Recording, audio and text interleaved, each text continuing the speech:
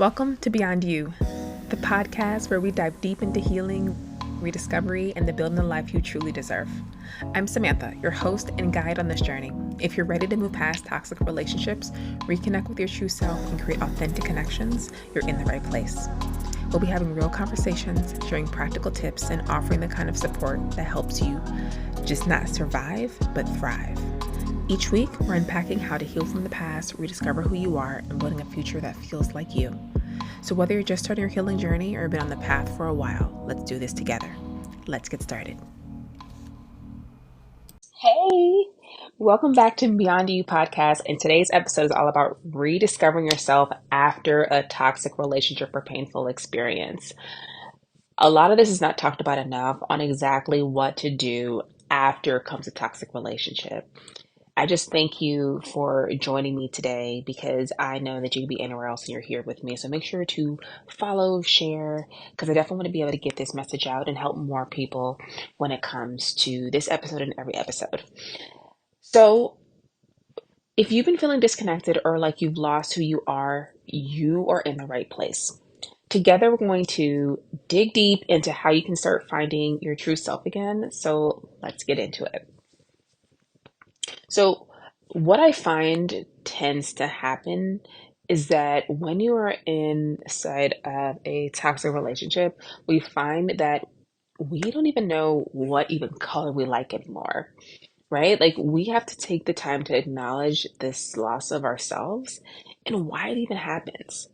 So, I really want to start by saying that it's completely normal to feel like you've lost parts of yourself after trauma or a toxic relationship. And this is what I'm talking about when it comes to friendships, I'm talking when it comes to parents, I'm talking about when it comes to past partners. Like, it is completely normal to feel like you lost yourself because you put so much into that relationship that you tend to forget about yourself. It's consistent, like, okay, is this person going to change? Are they going to follow through with what they said they were going to do? Like, it's constantly trying to see on how you can manage and just survive that relationship space that you forget about you completely. So when we're in survival mode, we often forget the little things that make us who we are, right? Whether it's the hobbies you used to enjoy, the people you used to spend your time with, or even the dreams you had, they all seem to fade into the background when you're just trying to get through the day.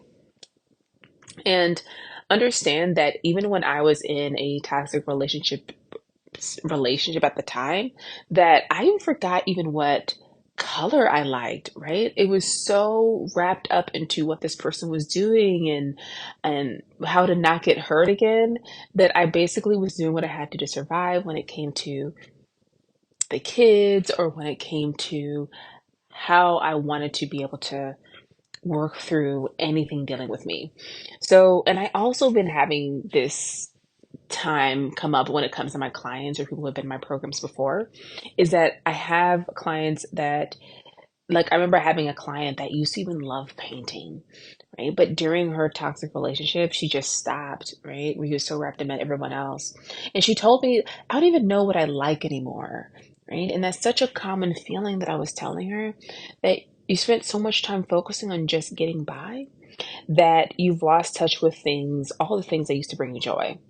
So here's why that happens, okay? So know that in these relationships, we often prioritize the other person's needs over our own, which causes us to put our desires and passions on the back burner, right? And then we kind of lead into, which I've talked about a lot within my website, the information I have out there, is kind of that codependency feeling where we forget a lot about what we need, especially when someone's dealing, whether it's trauma or alcohol or some type of substance abuse, or maybe it's something where you're so used to people pleasing growing up that you don't realize the fact that you're doing it.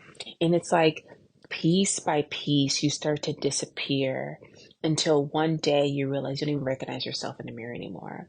So I really want you to understand that when acknowledging just losing your sense of self, that know that it's going to take a bit to learn on who this person is now, right? I want you to start by acknowledging that the loss of self is just part of the journey when you're kind of getting out of this space and trying to get into a place where you're trying to heal or getting to be part of healthy relationships. And know that it's okay to feel disconnected, but now it's time to start taking small steps to reconnect with who you are. So, what I want you to do, if you take time right now, just to pause if you can, to be able to just grab a journal and write out what you feel you've lost or what parts of yourself you miss, right? It's a powerful starting point because I really want you to start taking this time to really getting to know who she or he or they are, right? I want you to take the time to realize that, okay, what is it that I enjoy even within my life? Right? What is it that I enjoy doing? Right? Or is there something that I find myself interested in doing? Right? What I like to be able to challenge the individuals I work with on is that I want you to try one new thing a month and just see what comes of it. See if you want to put this thing on your list of what you do enjoy and what you don't. Like, I want you to start making a list for yourself. Start at that, just start with that, just kind of really pay attention. Okay, what are the things I find myself loving? Right? Maybe it's a certain restaurant that you're like, every time I go to the spot, this is what I love. And just you just allow yourself to be in the midst of just really paying attention to things that you love and what's around you. Okay. Okay. So number two, I really want you to be able to let go of who you think you're supposed to be. And then we're going to talk about kind of why this is so hard too. So one of the biggest obstacles I find is the rediscovery part, right? Rediscovery is the pressure we put on ourselves to be a certain way, whether it's a version of yourself that others expect you to be or the image of perfection you built up in your mind. It can get in the way of who you truly are. And a lot of times, I mean, what culturally, just society, it's like this is where they have these kind of big picture of what you're supposed to do, right? So go to school, then you're supposed to go to college and then get married, have a big house with a big white picket fence, and then you have some kids there. Like this is what that kind of society kind of keeps pushing on us and what we're supposed to do. But a lot of times we just go by what we were told or what we were taught. We didn't realize that we were taught. So know that it's okay to rediscover on who this person is and what this even looks like. So I remember, I also had an individual who spent years trying to live up to the version of herself, like in this situation who were as expected. But you can include anyone in here. Parent, who friends expect you to be, teachers expect you to be, like knowing that, or even boss expect you to be. This individual, she constantly felt like she had to be perfect, look perfect, act perfect, have everything together. When she left that relationship, she struggled with letting go of this perfect image. I'm putting quotation marks, a perfect image. It wasn't until she gave herself permission to be imperfect that she started to reconnect with her real self. So a lot of times we don't even allow ourselves permission to be ourselves. So even if you have to kind of remember back in the day when you had your permission slips and you had to say, give myself permission to be me, allowing yourself permission to just be you. And if you're like, I don't even know who that is, this is okay. Go back to number one where you're starting to get to know who this person is. And also know, a reminder that this isn't just about just relationships. Society, family, even our own high expectations can make it feel like we have to be a certain way. And know that you don't. You can like fumble your way through life and figure out on this what is the person that you want to be. But also know here's the truth. Letting go of these expectations can be incredibly freeing. Okay. And it's the key to finding who you truly are beneath all this pressure. When we allow ourselves to just fully live, right, with not everyone's expectations of this is when you're supposed to get married, and if you're not by this time or having a kid by this time, then this is something wrong, or if you have a kid by this age, you get to decide on how you want your life to be. And I don't think we allow ourselves to kind of really tap into this enough. But here's something I want you to try, okay? What I want you to do is I want you to write down all the expectations you feel are weighing on you, whether they're coming from other people or from yourself. Then I want you to take a moment to ask, is this really me? Or is this just who I think I'm supposed to be? Start letting go of those expectations and make space for the real you to emerge. So when I'm thinking of when I'm thinking of society, even when it comes to um, whatever it is, when it even comes to kids, right? Like, think about, okay, are you someone that wants kids, or you feel like you're supposed to have kids, right? Like, and it wasn't everything. It's not always natural. Like, I know for even for me, just being transparent, I wasn't the person that came out and was like, I'm supposed to be a mom. Like, I really had to learn in becoming a mother after the kids were here, right? I know a lot of us kind of resonate with this. Like, it's not something that I just knew how to do, right? But I want you to really be able to think about, just write it all down, right? Making a list, maybe giving yourself about like a little time limit, since it feels so overwhelming. Give yourself 3 minutes to just write down whatever comes up for you, and just really asking yourself these questions. Like, is this, and I think the biggest thing is, if a grief process that no one really talks about, is the part where we have to grieve the person that we felt like we were supposed to be versus the person we actually are, right? Because it's the expectations I put on you. And once you release that and allow yourself to fully decide, okay, this is what I want from my life. And it's okay for that changes. Like, there was times after, I got married that I was like, shoot, I don't want to get married again. Like, I don't want to do this, that. And I know a lot of women resonate with this after getting divorced. And you don't want to do that. You don't want to do that again. But then after time, I realized, like, okay, no, I kind of do. I realize that relationships won't be like that relationship, so I do want to get married. So yeah, I'm just really pay attention to what that looks like, and definitely let me know like what you think or what expectations you have of yourself, and if you realize it was you or not you. So number three, I want you to take small steps to rediscover what things bring you joy. And I want you to just really expand on this, okay? I know we talked a little bit about it before, but now that you're beginning to let go of these old expectations, it's time to start reconnecting with what brings you joy.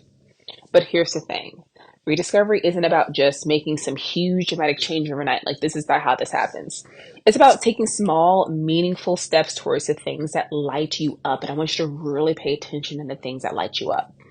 Like, really be able to focus, okay, what is it that I go? Like, I like to start people with even thinking about like restaurants. Like, if someone asks, on what restaurant do you want to go to? You're like, absolutely, yes, let's go. Right? Like, on what that is for you. Because I remember when I was going through my own healing journey, I felt like I needed to make this grand transformation to find myself again.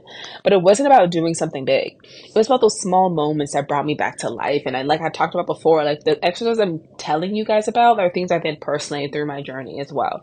So I know there was a year that I just gave myself a challenge, and I was like, okay, every month I'm going to try something new, right? So I tried like floating therapy, which is like when you get into those pods, and just trying to see what that was like.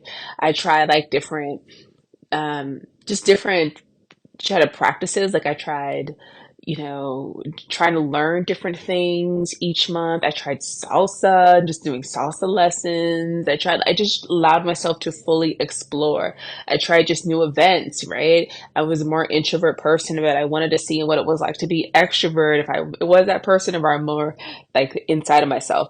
I realize I'm both, right? So, but I really want you just to kind of pay attention, make your own challenge for yourself, whatever that is. But realize that I realized that for me, it was as simple as taking walks in nature at times. It wasn't life changing in a dramatic way, right? But it was a reminder of what made me feel peaceful and connected. And I know there was even last year, like I try to like give myself challenges every year. Last year I wanted to do my first 5K, because I don't know if you guys have that feeling. I know some of you guys just like love running and love walking, but at one point I'm like, okay, I must be allergic to running, because every time I run, there's these pain in my legs that would happen. And so it would make me just not want to run at all. Mm-mm. I could not do it. So, but I realized that, okay, let me just start small. Let me just kind of walk from the block and down. And then I just allowed myself to just work through the feeling, because it still would feel really painful. But I think I talked about my journey just last year on my social media, and people were telling me like they were having this feeling too. And they were telling me what it was. You guys were so helpful that you just had to keep on walking and work for the feelings. Your body just wasn't used to that feeling. But I realized as I kind of continue that I really enjoy just walking, right? Or taking time to just move my body. So I want you to think about one small thing you can do this week that brings you joy, something that's just for you. It could be as simple as reading a book, trying a new hobby, or reconnecting with an old friend. And if you're up for it, I want you to try this 7-day rediscovery challenge. Okay. So, day one, I want you to write down 5 things that used to bring you joy before that relationship, or if it's about a parent or somebody else, like just find the things that bring you joy during those little small pockets of time you had for yourself, just like really writing those things down. Okay. Day two, I want you to try one of those things for 10 minutes.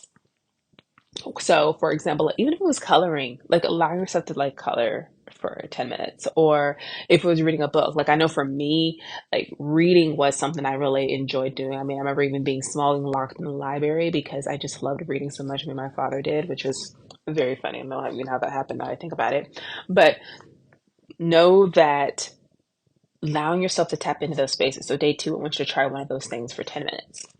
For day three, I want you to reach out to a friend who makes you feel like yourself, right? Just check in, being able to just have those times where you can just be you. Like, I know for me, I need my girl time, right? I need that time for myself. So definitely that for yourself.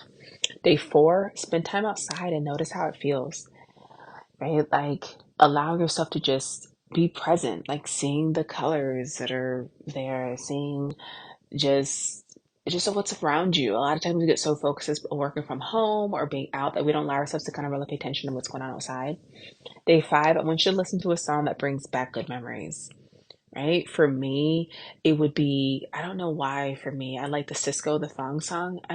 It was so big back before. I mean, it really kind of tells my age really, but I mean, that was back then the song, but it makes me memories of just, even though we didn't know what we were singing, that Usak, we were just still having just a good time, right?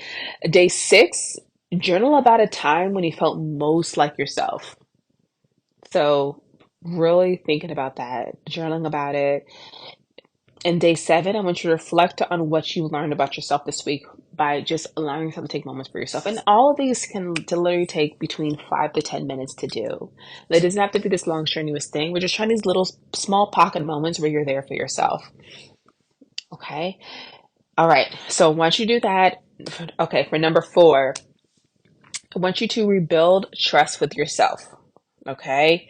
So one of the most important parts of rediscovery is learning to trust yourself again. After trauma or a toxic relationship, it's common to feel like you can't trust your own judgment. Maybe you feel like you ignored red flags or you don't know how to make decisions for yourself anymore. And know that trusting yourself is going to be following through just what you're going to do. And that means in anything, right? So if you are drinking water, if you're feeling thirsty, drink some water. If you're like, I'm hungry, like follow through and eat, like listening to yourself, to your body, right? If you're like, I'm going to, do some workout and you don't feel the energy for it, just do a couple of stretches. Like the fact that you just even listen to yourself and follow through is what's going to matter. And I have had individuals where I worked with who constantly second guessed herself after leaving her toxic partner. So I remember that she'd ask herself, how could I have let this happen? Like a lot of times we put so much judgment on ourselves. Or she did comments such as like, how did I not see the signs? Like, but here's the thing. Healing isn't about beating yourself up for the past. It's about learning to trust yourself again and realizing that you did the best you could with the information, emotional space that you had at the time. Like a lot of times we get so mad at ourselves for our past, but like you did the best what you knew how to do. And a lot of times I need us to stop judging ourselves. Stop judging yourself for doing that. So here's just a practical exercise for that. Each day, take a few minutes to reflect on the decision you made, big or small, and affirm to yourself, I trust my choices, right? Like I definitely invite you to put your hand in your heart when you making those decisions and just, I trust my choices. And over time, you'll start to rebuild that trust and confidence in yourself.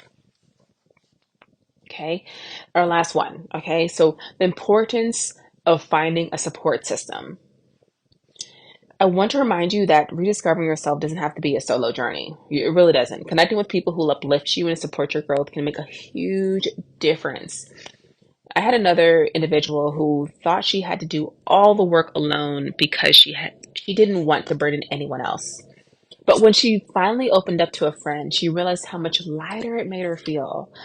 You don't have to do this alone either.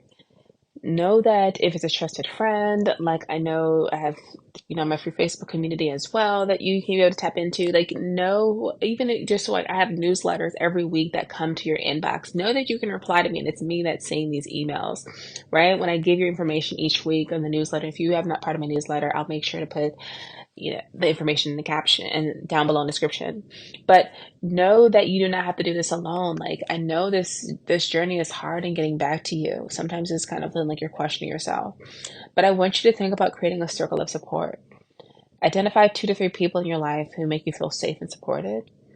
Reach out to them and let them know you're working on reconnecting with yourself. Even just having a friend who checks in on you can make a world of difference, right? Like, I know I have my daily, well, I would say daily because sometimes life gets in the way, but weekly check-ins when it comes to my friends, right? Making sure that they're okay, making sure, that I make sure that there's someone that's thinking about them, right? So it just makes a definitely world of difference. So thank you guys for joining me. To wrap things up, here are the key things I want you to remember from today's episode, okay? I want you to number one, it's normal to feel disconnected after trauma, okay? But now it's time to start reconnecting with yourself and really making a priority. Number two, letting go of who you think you're supposed to be and make space for who you really are. Number three, rediscovery doesn't happen overnight. It's about taking small steps toward what brings you joy. Number four, rebuild trust in yourself. Your intuition is stronger than you think. Like, I want you intuition just be like homegirls, right? Like, you and her are just close and you're just trusting what she says. So if she says that you need to go this way, down this street, you trust her to go down this street. But it starts with building that trust with yourself. Number five, and finally, find your support system. You don't have to go through this alone, okay? So this week, try one thing from our 7-day rediscovery challenge. If you can do all 7, great. It doesn't have to be perfect. Just take a step and see what comes up for you. If today's episode resonated with you, I want you to share it with a friend who might need to hear it, or send me a message about what you're working on. And don't forget to join us next week on Wednesday, where we'll talk all about setting boundaries and protecting your peace. You're not going to want to miss it.